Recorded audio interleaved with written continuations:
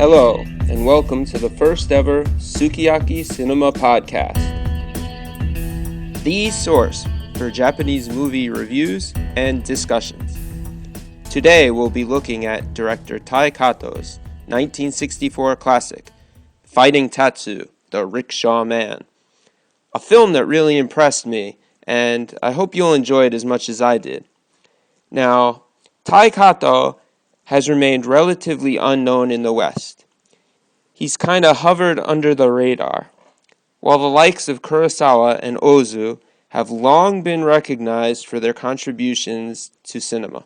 It hasn't been until recently that lesser well-known directors, particularly those with grittier, more violent, and less conventional films, have gotten their share of attention and recognition. Perhaps the best example is Kinji Fukasaku, whose gritty movies, like the Yakuza Papers and Battle Royale, were once dismissed as crude grindhouse cinema. But like Fukasaku, it's only a matter of time before Katou gets his share of the attention and the recognition he deserved. Although he has a huge library to choose from, Fighting Tatsu is an excellent place to start. Katou gained notoriety for serious Yakuza and samurai films.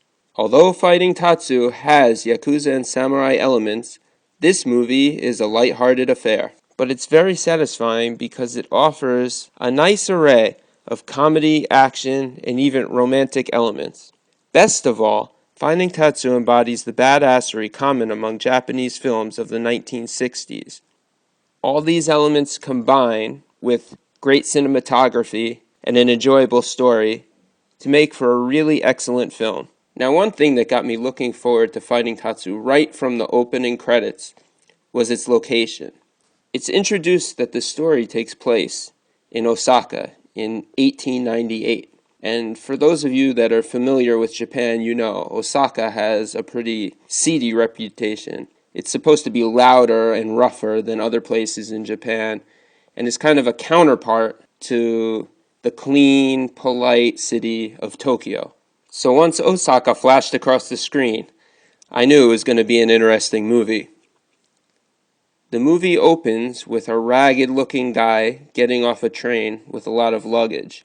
Almost immediately, he gets into a scuffle with a rich, westernized Japanese gentleman. He's wearing kind of a suit, a top hat.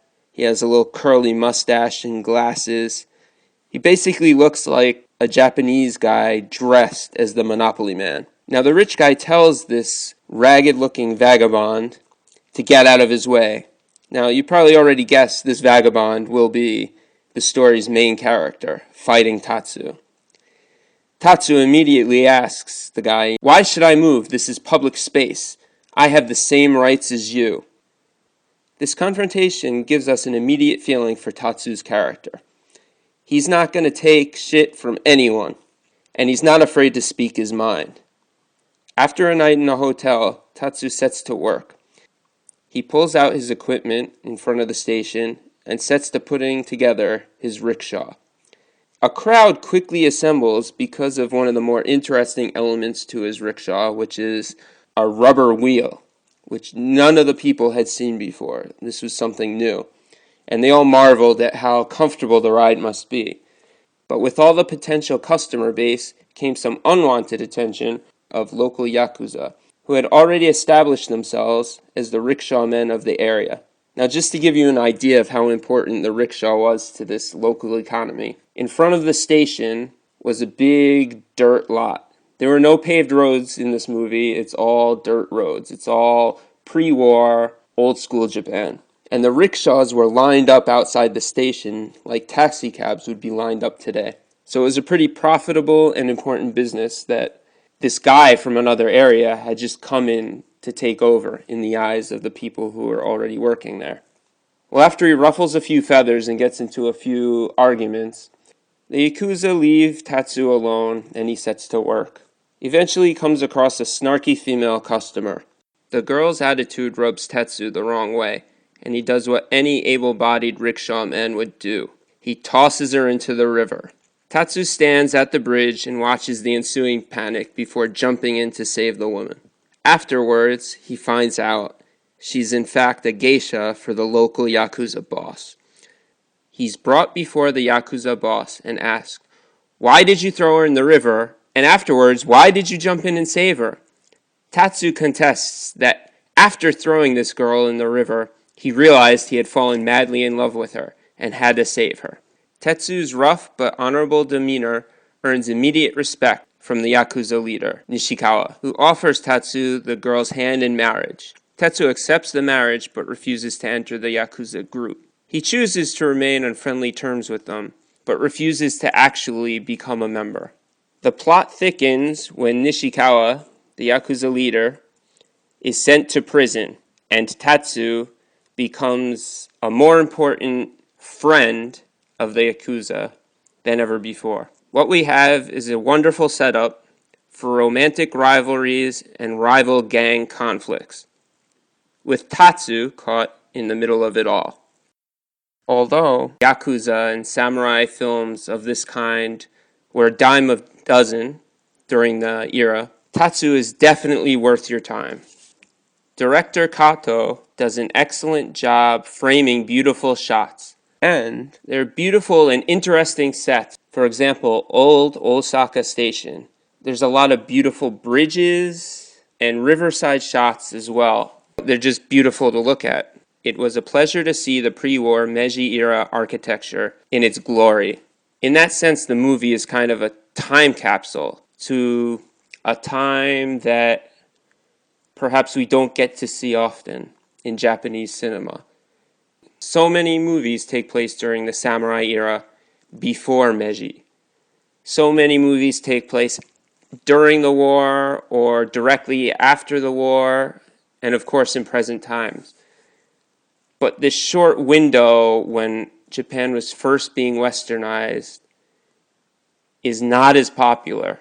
And that's one thing that makes Fighting Tatsu, the Rickshaw Man, worth watching. I already mentioned the beautiful shots, but they were also challenging to the viewer in a way, because on first viewing, a lot of opening shots to scenes kind of had me scratching my head.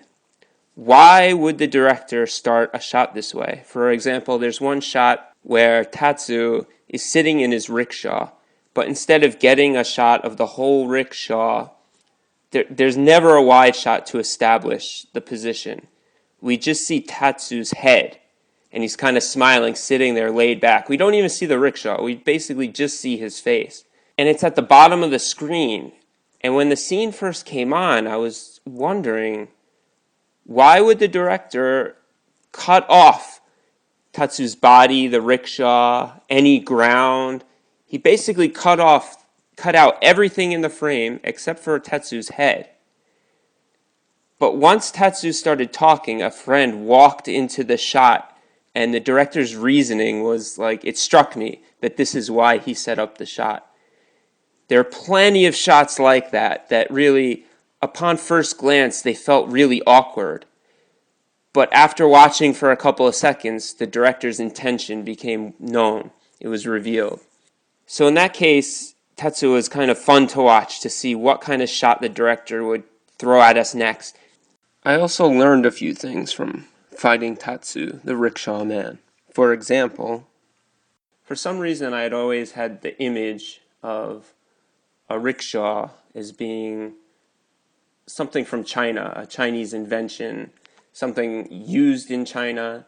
But after watching the movie, I did a little research and found out that although there are a few different theories as to the invention of the rickshaw, most of them are connected to Japan. A couple are connected to the United States, and none were connected to China. So the rickshaw is actually a Japanese invention dating back to the late 1800s. According to Wikipedia, the word rickshaw originates from the Japanese word jinrikisha, which uses the kanji jin for human, riki for power, and sha, which is vehicle. It literally translates to human-powered vehicle. So there you have the origin of the word and the contraption that is known as rickshaw. Another thing I took away from Fighting Tatsu, the rickshaw man, is this conflicted idea of public spaces in Japan. It's introduced in the movie early on. When Tatsu gets into the argument with the rich man at Osaka Station, he declares that the station is a public space and it's as much his right to use it as it is the wealthy man. Later in the movie, Tatsu goes quote-unquote fishing with the Yakuza boss. I say quote-unquote fishing because they were doing dynamite fishing, which is taking a stick of dynamite and throwing it into the body of water, the river, the lake, whatever, and having it explode and kill the fish. This practice of dynamite fishing is what gets the Yakuza boss in hot water and eventually leads to his arrest and imprisonment. Once again, the theme of public spaces came to the forefront. The Yakuza boss argued that the river was a public space that he was free to use, but the bystander who turned him in and played as an eyewitness to the crime declared that yes, the river is a public space, but dynamite fishing is an endangerment to other people who might want to use the public space, and therefore the Yakuza boss should be put away for endangering people's lives. Later on in the movie, when the Yakuza groups face off, they're facing off in a public space. And again, the idea of endangering other people comes into play. If you're at all familiar with the homeless problem that's currently going on in Japan, if you go to certain public parks in big cities like Tokyo and Osaka, you might find these kind of blue tarp villages, which is the equivalent to the Western image of living in a cardboard box. These people construct small tents and houses out of blue tarps and cardboard and live there in the park. My take on the situation is, in the United States, it's not tolerated because the park is a public space and no one could go there and actually live there. But in Japan, the homeless people argue, because the park is a public space, they have a right to use it and also have a right to live there. Until learning that perspective from a documentary I had watched on the homeless problem, it had never occurred to me that that argument could even be made. That a homeless person living in a public space had the right to it because it was public. Not only is it an issue in present-day Japan, but now we could think that it was a theme back in the 1800s when Fighting Tatsu took place, in the late 1800s, and then even in the 1960s when the movie was made. In other words, this idea and conflict over public spaces seems to be a constant in Japanese history, at least from the Meiji era, if not before. So it was kind of a bonus little cultural point that the movie offered. I took a little extra away from the movie because of it. Now, Fighting Tatsu, the Rickshaw Man, does not have an official Western DVD release from what I see.